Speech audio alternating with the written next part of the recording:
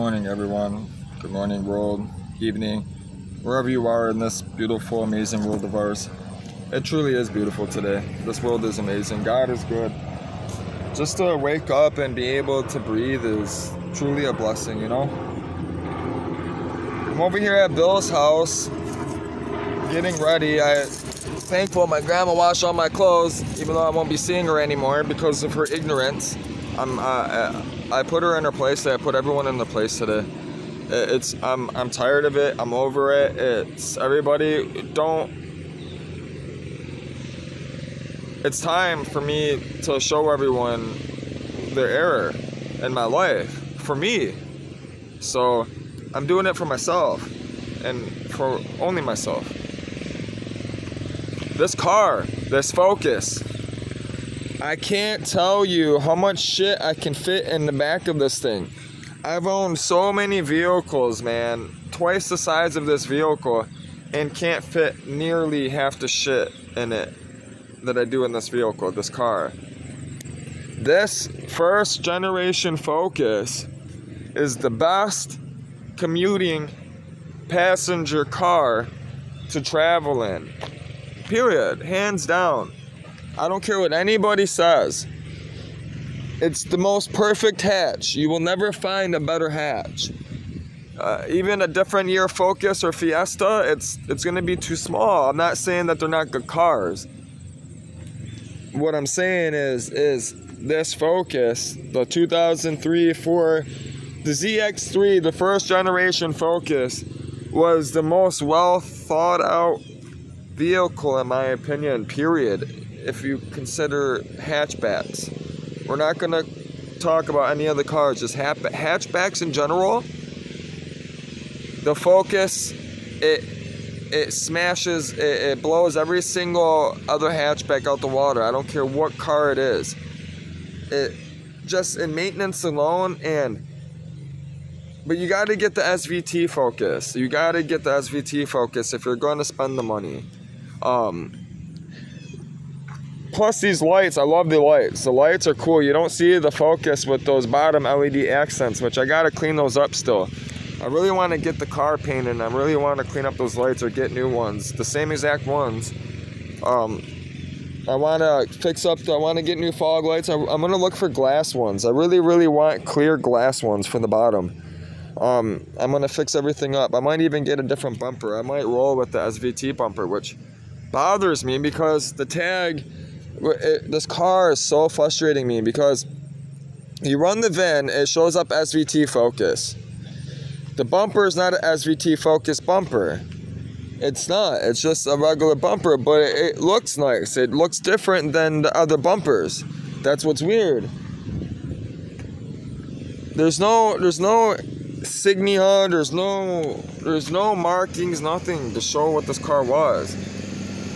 And they never made an RS Focus this year, 2004, 3, 5. The first generation, they never made an RS. And this has RS badging everywhere. And I'm telling you, this was factory installed. This was molded in factory. Everything about this car is just odd to me, man. So, like, the more I do the research, I can't figure this car out. I really need to get this car on a lift. I need to find somebody that's willing to spend the day with me and go through this car. And anybody that knows anything about cars, Focuses, it says date 0204, manufactured by Ford Motor Company. This vehicle conforms to all applicable federal motor vehicle safety, bumper, and theft prevention standards. It has the VIN. It says maximum load occupants luggage 375 kilograms or 0.827 pounds, 827 pounds. That's not that much. I'm 150 right now, 153. I can be 200 real quick. It's not hard. I've been 215. The reason why I wanted this car too is it was made in Mexico. This is actually the Mexico version. They made them in 3 different places that I know of. One in England and one in Mexico, and I think they made it in another place for some reason. I could be wrong. I'm probably wrong, like always. but I think I'm right. This car is just odd, man. And then You know, the SVT Focus comes with the 6-speed G-Trag. This has a 5-speed in it, which, you know, you can tell the trans is built. And first, it whines. You can hear the straight cut gears in it. It's just an odd car, dude. And I can't find anybody that can tell me anything about it. Nobody's talked to me on the internet yet or anything. Even when I show people that know about these cars, like out here, I've met people that know a little bit. They're even like, wow, holy shit, like you have something rare or special. And it is, it really is.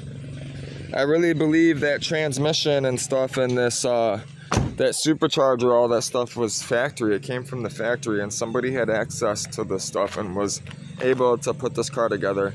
It was either one, done that way, or two, which I believe it happened. I believe it was a test car for Ford. It was one of their test platforms, you know, one of their test beds for the newer Focuses. And this is what made them turbocharge ST, and, you know, which the supercharger, to be honest with you, is going to be more reliable. That's also why I didn't get a turbo. I will be turboing it eventually, but I also will be turboing it myself, which therefore I know it will be installed right and it will be reliable. I didn't want to buy a vehicle that was modified with a turbo without it being factory, because of me traveling, me going across the country. I didn't want to jump into anything that wasn't I didn't know nothing about or how it was put together. And then when I seen this car, I didn't really want to do it because it's supercharged, you know. I wanted it to be reliable as possible, in a sense, just a standard 5-speed NA. But then the more I started thinking about it, I couldn't pass up the deal. The supercharger is going to be reliable because it's basically just an intake. It's sitting right on the intake side. That's what the supercharger is, the intake for my car. That's exactly what it is, with a throttle body on the top. So it's going to be reliable. I ain't got to worry about it. All I got to worry about is that gasket between the supercharger and then keeping the supercharger oiled and cooled. That's why I spend the money on the Lucas oil and the Royal Purple oil, which they make 5W20. Which I was looking at other oils. I might run AMSOIL. I'm not sure. I'm gonna see. I want to start really looking into the benefits, the differences, and if I should run AMSOIL and why I would want to run it, other than Royal Purple. But for now, Royal Purple does the job. It does well. And that Lucas oil, I use the whole thing of it. So, which some people will say that's too much, but I don't believe so. Simply because it's a high revving motor. It's a 16 valve dual overhead cam, and it revs to 7 grand. Most of these motors, they only rev to 655. You know, this one, the dash goes all the way to 7. That's not very often a dash says that for such a small car. But that's why I also put the whole bottle of Lucas oil in it, because that engine is revving so fast, the things are moving so fast that the oil stabilizer stabilizes the oil. It keeps the oil conditioned. It keeps it good. It keeps everything lubricated. It keeps everything around the gears. It sticks to everything, and it also anything rubber, like any seals and stuff like that, it will put oil back into the seals. If they were drying out, they'll make them wet again. It will fix the engine. It will make it better. It will make everything sit nice, and it will seat nice. It will also loosen all that sludge, all that nasty sludge and shit. Since the oil stabilizer's in there, the Lucas oil, you got the new oil, it's gonna stick to the cylinder walls, and it's gonna get everywhere, and it's gonna stick there. And what's gonna happen, all that sludge that's in like the corner deposited, that oil stabilizer, that Lucas, is gonna sit on there, and it's gonna get wet, and then eventually it's going to come down, and it's gonna start, you know, sliding down off the cylinder walls, you know, off the metal where it's been deposited, and it's gonna burn up, which I've been getting that. I ever since I did the oil change and put the oil stabilizer, it's happened 3 times so far that I've noticed. Randomly I'll get a big ass puff of smoke and fucking I'll smell it, and it will dump out the back of the car, and all it is just oil, you know, that sludge that is in the motor, and it got into the piston, and it burned up, which is good. It's getting all that nasty gunk out. It's like basically running seafoam in a sense. Which seafoam is really only designed for older motors. You're not really supposed to put seafoam in newer motors. You can, I don't recommend it. If you run clean fuel and you run good oil and you're maintaining the vehicle, that's the best way to do it, honestly. But if you want to clean your engine, the best way is the old school trick. It's an old man trick, old backyard mechanic trick. A lot of people will tell you don't do this, but it's the best way to do it, is to put a little bit of trans fluid in your oil. So right before you do an oil change, right, dump a quart of trans fluid in your engine. All right, take a little bit of oil out. If it's low, that's fine. It's even better. If you got, running a little low, put a bottle of trans fluid in the motor, in the engine oil. Start it, let it idle for about 2 minutes, not even, about a minute or 2, just enough for, even at, like, if you've already been driving, that's even better. That's when you want to drop it. When it's driving, when it's hot, pour the trans fluid in it, start it, let it idle for just a minute. You don't run just straight trans fluid, don't do that. Mix it with the oil. That trans fluid, it's a conditioner. It's really, really, it cleans anything. It will clean that whole motor out. And then you drop it. And then what you do is you flush it. Go buy like 4 quarts or a big thing of the cheapest oil you can buy. And then you flush it. You run it through the motor. So you'll run it through with the cap, the oil plug not plugged in. So all that oil you're pouring in, it's taking everything it's catching everything, all the soot and everything else, the sludge, all that shit, and it's gonna basically push it through the motor down into your catch can, whatever you have underneath to catch everything, the reservoir. And then you put the cap on, you put your oil plug back on, then you put your recommended oil in, whatever you decide you want to do. You don't really need to do that unless it's a motor that's you're really trying to clean up. It's like an old fucking Chevy 350 or something that's got sludge and it's been sitting for years, you run it, you start it, you run it, otherwise there's really no need to do that. I'm still kind of waiting on Bill. I was hoping Bill would come out because I don't want to just leave my cat here and not let him know. I was kind of hoping he would come out by now, but he's not. So I'm probably just going to leave my cat here. I want to bring her to the Dream Cruise with me. I really do. But then I'm not going to be able to take photos. I'm not going to be able to do all that stuff just yet. She's still learning, which I should bring her with me. I really should. But I don't have cat litter. That's another thing. I'm out of cat litter, and I don't have enough money to buy cat litter. I have just enough gas to get out there, and that's it. I don't have more money for anything else. All my money is spent on gas, really, and food. So that's another reason why I don't want to bring her with me, is I don't want her pissing or shitting in my car. So I was kind of hoping Bill would wake up because he's got a shitload of cat litter. I could go ask my old neighbor where he has all my furniture there, but I don't really want to go talk to him right now. He's always grumpy in the morning. He's not a morning person at all. So you definitely gotta get a Focus, man, if you're traveling. I'm telling you, it's the best car ever. I gotta finish cleaning her out. This cat made a mess, man. She makes a mess with the kitty litter, and I gotta get this box set up in the back. I can't stand having a cat litter box up here because she climbs in it and then it wants to flip over and stuff, and it's sliding around when I'm driving. Not so bad, but you know, back there she'll have a house. I'm building a cat house with the box.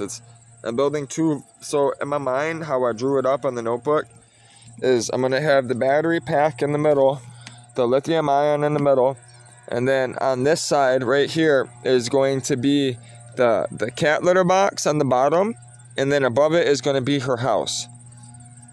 So she'll have a cat box and a house. She'll be able to sleep in there, whatnot and stuff. And then the bottom one, I'll be able to take the box, I'll be able to pull it out, put it in there and contain it. It won't be sliding around, that stuff, whatnot. I'm thinking about maybe getting one of those self-cleaning ones. One of those ones that they can walk in. It's like a little house. They walk in and it cleans up the poop itself and stuff. And they're a couple $100, but I'm thinking about incorporating one in there. It depends on how heavy it is. I gotta see it. I gotta see them in person. I don't know, I might just keep it simple. Probably just gonna keep it simple just for the fact that if it breaks, I'm gonna be pissed off and it's just gonna be irritating. I did all that work. But yeah, it's probably just gonna put a bin at the bottom, because I don't really want to keep everything in there this whole time anyways, forever. But it might end up staying in there forever. I don't know. This car might always, you know, my daughter might end up getting it, and she might end up wanting to travel in it as well and have a cat. You never know. So, yeah, lithium ion. So what's going to happen is lithium ion in the middle. I'm going to have cat litter, cat house, okay?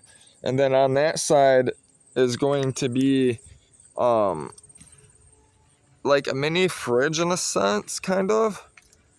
Like a cooler, maybe something like that, or I don't know yet. I haven't figured that out completely, but it's gonna be something that I can use in it. A coffee maker.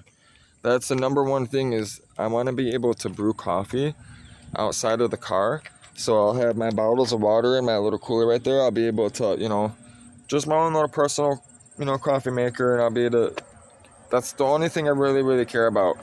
When I travel is the cat and the coffee maker. Then I gotta figure out the charging situation, because on the top I'm gonna have all these devices, right? I'm gonna have to place them down, set them down somewhere when they're charging, like the laptops. So I might make it flat on the back, you know, make it flat on the back so you can set down the laptops. I haven't figured that all out yet. But I do know, like, I'm going to have, so not only will you be able to charge the stuff inside of there, when you pop the back hatch, I'm going to have basically an extension cord, a wire harness, an extension cord that comes out of the car, and I can go anywhere and run it, you know, a couple yards to a table, picnic table, whatnot, and I can set all my gear down and charge up my gear that way. So that's the plan. AC, I really do think I'm going to keep the AC since it does work. I'm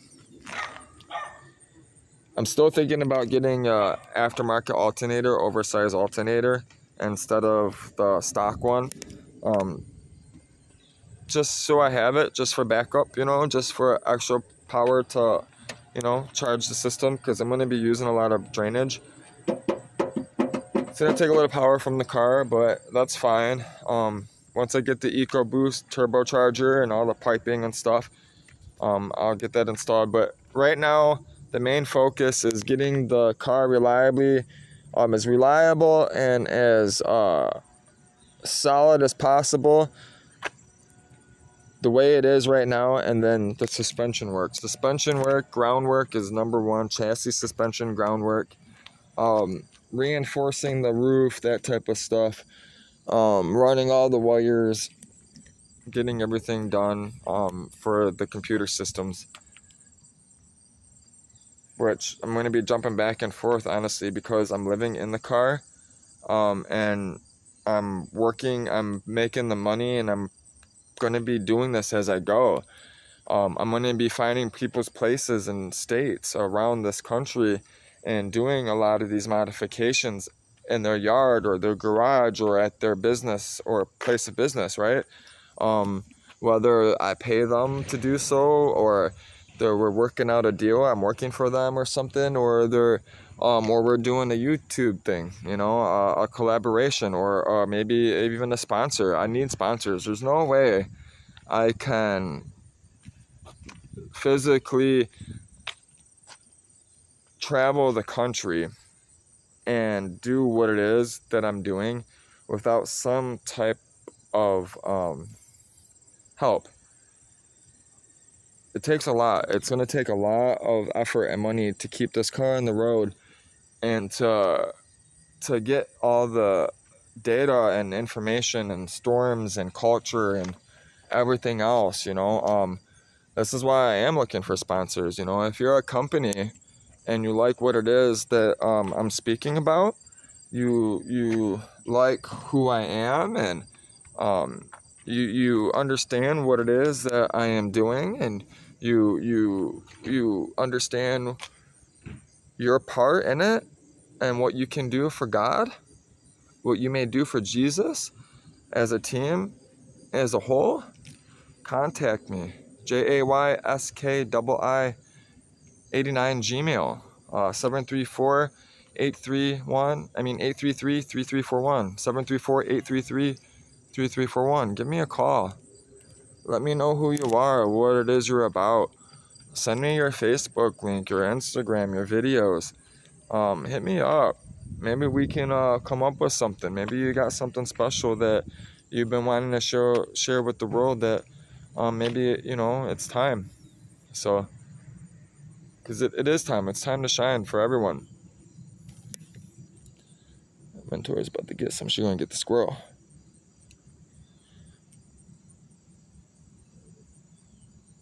I love her. Well, I'm going to go pack up, get her tucked away, and then I'm going to get down to the Dream Cruise. I only have a couple hours to see everything, and then get back here so I can go earn some money tonight, which after I work till 11 tonight, which means it's Saturday night. Right after I get out of work, I'm going to be heading right back down to Woodward, pick up my cat, and go right back down there. So any money I make mostly is going to be going to food and back in gas, so I can go document, get pictures, and see the nightlife of Woodward. It's my favorite thing to do in Michigan is Woodward Dream Cruise. So it's going to hurt that I'm missing part of it because of work. But that happens every year since I've ever lived here, which I don't get to make it to every Dream Cruise because I travel and because of situations. So I'll be leaving Michigan. This is the last time I get to see the Dream Cruise for quite a while. So I'm excited to go. If you're in Michigan, Detroit, Michigan, you're going to the Woodward Dream Cruise, you'd like to meet me, hit me up. I'm going to be at 9 Mile area, just walking up and down 9 Mile, checking out all the Mustangs on Mustang Alley. That's where I'll be most of the time, because I don't have much time to do anything else. Otherwise I would. So I hope you all have a wonderful Sabbath. God bless you all. Comment, talk to me, share scriptures with me, talk about God with me. I'd love to have a discussion about Jesus today. God bless.